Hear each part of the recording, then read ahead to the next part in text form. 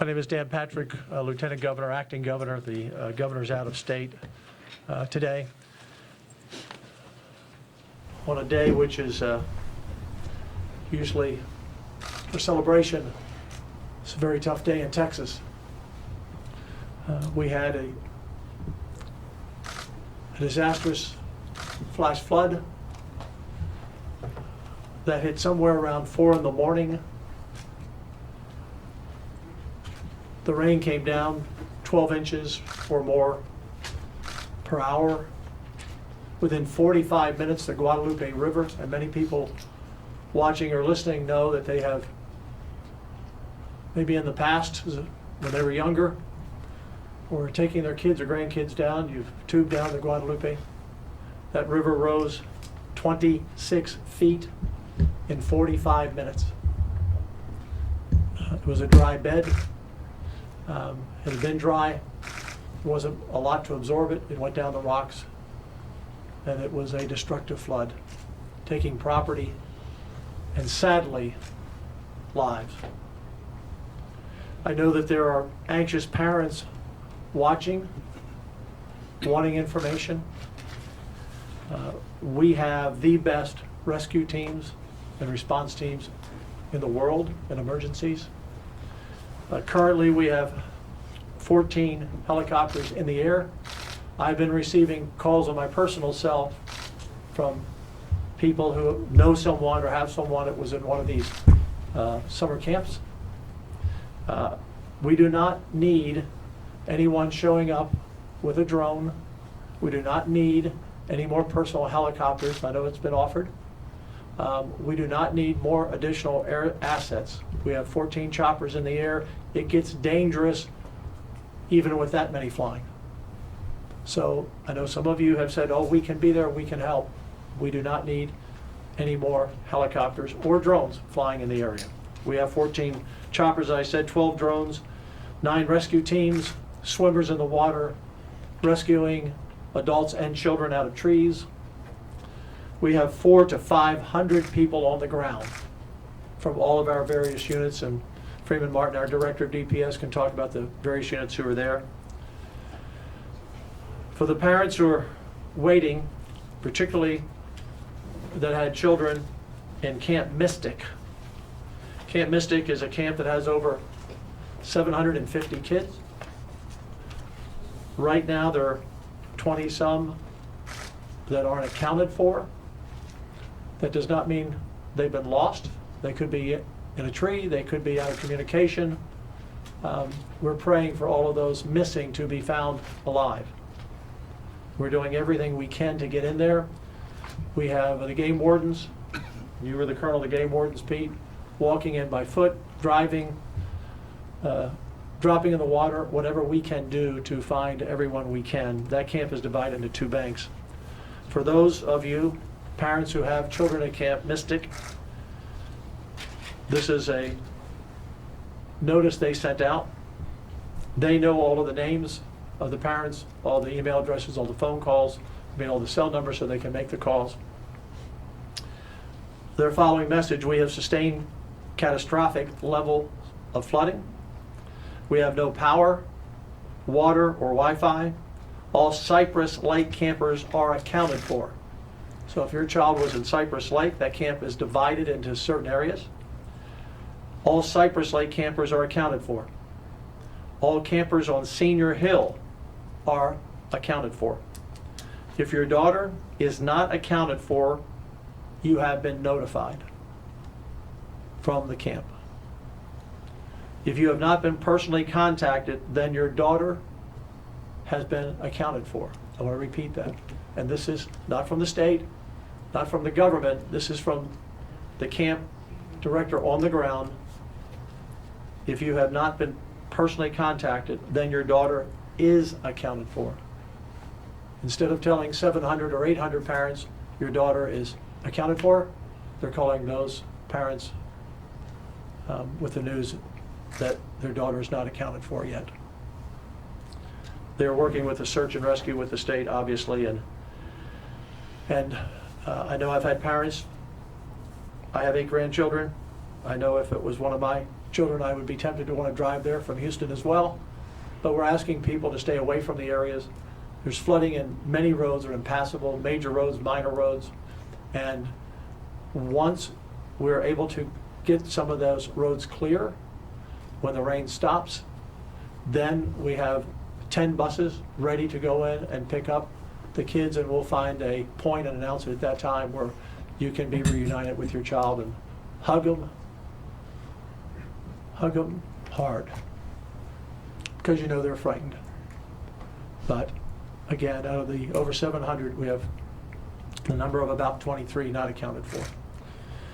Yesterday, Jay Hall, who is Region Director 6, personally contacted the judges and the mayors in that area and notified them all of potential flooding. This storm, we had an area bracketed from San Angelo to Waco, down to San Antonio, Kerrville, all the areas. Not exactly sure where it would land. Some forecasts started coming together late, showing where it might land. But yesterday morning, the message was sent. It is up to the local counties and mayors under the law to evacuate if they feel a need. But that information was passed along. Because we were unsure of where the storm might land, Nim Kid, who is on the ground there, I'm heading to Kerrville after this, and I will join out there at the emergency center. We started moving assets in various areas, not knowing where it would be, but in various areas on Friday, so that in the event, wherever the storm hit and wherever the flooding occurred, if it was flooding, that we would be on the ground as close as we could be, as fast as we could be. This is an area that has lots of camps, thousands of children throughout those camps, especially in the summertime on the 4th of July weekend. The main area that we have heard from so far is the Camp Mystic area. We have not had reports from other camps at this point of a loss, but that does not mean there has not been. We just have not had any report. There have been confirmed deaths. That number changes, and the one thing I've learned in this position over many disasters that Governor Abbott or I have had to cover, the first news is always not the correct news. And you always pray for it being better. But I'm not going to give exact numbers, but we don't have exact numbers, but somewhere between 6 and 10 bodies have been found, some in cars that were washed down upstream that came down into the area.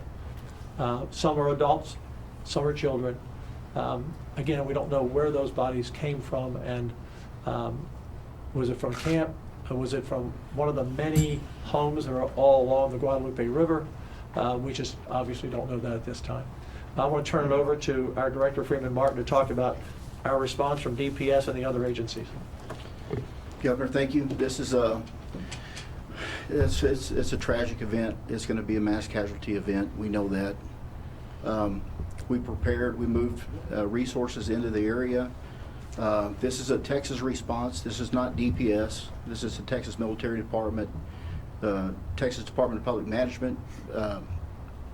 We have Parks and Wildlife. We have every local agency in the area. We're working hand in hand with the Kerr County Sheriff, the San Antonio Police Department, really the San Antonio region. There were many, many cities and law enforcement agencies and first responders self-deployed. So we have plenty of resources on the ground. Lieutenant Governor mentioned over 500 boots on the ground. Texas DPS alone, we have over 100 troopers, agents, and rangers on the ground. We have 7 helicopters. We're supported by 5 TMD helicopters and 2 Parks and Wildlife helicopters. We have planned for shifts. We're going to work throughout the night. So when we started this at 4 o'clock in the morning, we've been working this all day. We've got a B shift and a C shift that are going to come in and relieve, so there won't be a gap in the search and rescue operations. But the governor said it accurately, is there's too many unknowns. So there's information that sometimes it sounds conflicting. You have a report that there's 20 people missing from one camp, and then you have a report that everybody's accounted for. Well, there's 2 camps that are split with the same name. So we don't want to get in front of that. It's taken some time to get in there with all the resources we have. As bad as the storm was this morning, our helicopters had a hard time getting in. And so a lot of people that were cut off, they were counted as missing. They don't have self-service or electricity, but they're on high ground and they're safe. So we have gotten to several of these where there's as many as 200 in one location. We're able to bring in food and water and supplies to them, where it's just taking time to get them out of there. At the same time, there's other camps where we know their people are missing, and there's search and rescue operations going on. Parks and Wildlife using their boat teams, some of our tactical marine assets. They go as far as they can go, and then they go on foot the rest of the way. So it's not easy, but we're making progress and hope to have better numbers later this afternoon. As the Lieutenant Governor said, we'll be on the ground here shortly with our first responders there in Kerrville. I know there's reunification centers stood up, one in Ingram at the elementary school at 125 West Brave Run in Ingram. There's another one at the Arcadia Live Center on Walter Street in Kerrville. And then there's media staging at the Hill Country Youth Event Center in Kerrville, where there'll be a media press event later on. A couple things. Lieutenant Governor said we don't need any more first responders. We don't need anybody to self-deploy. We don't need any more drones or helicopters. We don't need people just showing up. This is a very coordinated response. Stay away from the area if you can. Stay home with your families. That's the right thing to do, to stay out of this area. There's working with TxDOT. We know there's over 85 locations that have been impacted by high water, and at least 25 roads shut down. Right now, the rain has let up, but we know there's another wave coming, and then there's going to be some more impact downstream later tonight and tomorrow that we're concerned about. So we'll continue to work with locals. We're also doing rescue operations and evacuation operations in Tom Green County and Kimball County. We're concerned about San Saba downriver, so there will be more notifications coming out. If you're asked to evacuate, please evacuate. If you are on a roadway and you see water, you have no idea how deep that water is or how swift it is. Stop, turn around. Do not try to cross water if you don't know, you can't tell how deep it is. But the best advice is stay home. And I know y'all want numbers. I wish we had numbers. Those numbers change frequently. Like I said, some people are reporting as missing, and they're not missing. They were evacuated. They're safe. They just didn't. No family member is concerned not knowing where they are. So, with that, Governor, I'll turn it back over to you. I do want to mention before I turn it over to Pete that I was in touch with the governor early this morning with Senator Ted Cruz. We've been in touch. Tried to reach out to the sheriff, or not tried, reached out to the sheriff and the county judge in Kerr County, and understandably they're busy, not answering their phone. They're getting a lot of calls from a lot of people, but that's why we're going down there. But we are in touch between our departments. We are in touch with them. We've had multiple calls from the White House today. I've talked to several people at the White House. The president has sent the message, whatever we need, we will have. We are sending in the Army Corps of Engineers, which is one of the requests we made, to look at the dam at Canyon Lake to make sure that dam holds. I just had a meeting with them before I came out here. I said, is the dam safe? And they said, it is safe, sir. I said, safe tomorrow?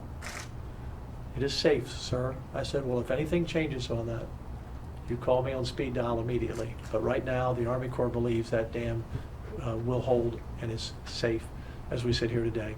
We're also expecting more rain and potential flash flooding to the Waco area, San Antonio, Austin overnight. That would not be, that would be localized flooding where, as the director said, you don't want to be driving in deep water. We could have heavy rain in those areas, but even in the Kerrville area, even if it's not a heavy rain, just a few inches of rain is going to only make the situation worse.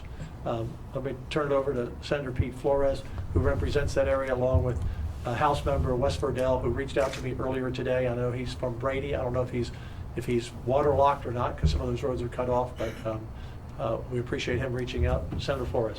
Thank you, Governor. Thank you for allowing me to be here, and thank you all for being here. And the first comment to make is prayers for our affected Texans, and to make sure that that they come out of this event with their lives. And for the first responders that are out there, especially the local ones who were there first, we want to always recognize that they mostly voluntarily step up for their fellow citizens, and they're the first ones there and the last ones to leave. My role is to work with the governor and work with the state agencies to make sure that our affected areas get what they need, and thank God we are in Texas, because Texas is well prepared to do this. And my previous life was as a game warden, so as a colonel game warden, so I've responded to many of these emergencies over the years, and hurricanes, and know what's happening and what's fixing to happen. It's basically we're in the search and rescue part. That's what's most important, and for all of us to remember is that this first 24 to 48 hours is search and rescue, and saving as many lives as we can, and recovering as much of our fellow Texans that we can. So as we do that, we thank you very much for your support of our first responders and that are out in the field at this moment as we speak, and we will continue to move forward to ensure that the most successful outcome that we can possibly do happens. And again, thank God we're in Texas, because that makes it more probable. A website, disaster.texas.gov, for those watching if you want to keep up with reports, disaster.texas.gov. Before I open up for questions, I want the parents out there who are watching who are unsure because they're just unsure. But the parents who got calls from Camp Mystic where they said your daughter is not accountable at this point, or is not accounted for at this point, I want all of you to know we will do everything humanly possible 24/7, looking at every tree, turning over every rock, whatever it takes, if your child is one of those truly missing and not just out of touch, to find your daughter. We will do everything humanly possible to find your daughter or son. And we say daughter because Camp Mystic is a girls' camp, and that's where we've had a number unaccounted for. 20-some was the last count before I came out, and again, that could change while we were sitting here. Make no mistake, we will do everything possible. The 500 people that are in the field are looking for your daughter. Questions? Governor, you talked about how fast this raid came and how fast the channel filled up. Do you know if they got any lead time at all out on site, and were people able to get out of there before the rains hit? So the weather forecasts were all over the map, from a few inches to possible flooding. And I had my first contact, I believe the governor left the state Tuesday or Wednesday. I'm not exactly sure, but I had a contact on Wednesday of potential heavy rain, potential weather, somewhere in a very large area of Texas. And so that was the first contact. And then on yesterday, I guess it was Thursday, there was a 10 o'clock weather call, and that call goes out every day at 10 o'clock, and judges and mayors are invited to be on the call. That's a.m., right? 10 a.m., yes, sir. And so that call was put out. And then just to double down, again, I mentioned Jay Hall, the region director. He went out personally and made sure everyone on the local officials were aware there could be flooding. And it could have gone somewhere else. The storm could have moved 20 miles somewhere else. But everything was done to give them a heads up that you could have heavy rain, and we're not exactly sure where it's going to land. Obviously, as it got dark last night, we got into the wee morning of the hours. That's when the storm started to zero in. Another question? Lieutenant Governor, do you anticipate, or do you know if there will be any sort of curfew put in place? I don't. That would be up to the local officials. I don't think that's going to be an issue. I don't think people are roaming around out there. The water's pretty high. Yes. Another question? Can you give us a timeline on when the deployment first happened that you were describing earlier? Was it last night? The first calls we got into the, well, TDEM and Nim Kid, who would normally be here, he's on site there in Kerrville. He drove there earlier this morning. They had pre-positioned equipment and people in the event it would be close to somewhere it landed. You know, they may have to move 10 or 15 miles, but they had already pre-positioned, not knowing if it was going to be a light rain, medium rain, or heavy rain. But there were surely multiple forecasts. And this morning, it's my understanding, Director, that at 4 a.m. we started getting the first calls and response calls. Is that correct? That's correct. We actually started moving resources a couple of days ago, and for us, it's a holiday weekend, so there are no days off for troopers, agents, and rangers. Law enforcement, we work the holidays, but starting 2 days ago, we started moving aircraft and strategically placing some boat teams with Parks and Wildlife in coordination with TDEM. And so, but the thing is, we didn't know Menard, Kerrville, San Antonio. You know, so we stage them in the San Antonio area for the most part. But. Well, thank you very much for coming. We will update you as we have more information. Again, disaster.texas.gov. You know, we always say in these situations, you know, thoughts and prayers. I'm asking the people of Texas, do some serious praying this afternoon. On your knees kind of praying. That we find these young girls, and that they're only unaccounted for because they're somewhere that we don't know yet, but that they're alive and safe, and we will find them. If they're alive and safe, we will find them and bring them home to you. So please pray for these families tonight and this afternoon. Thank you all very much. Are you leaving now to go to the? Yes, sir.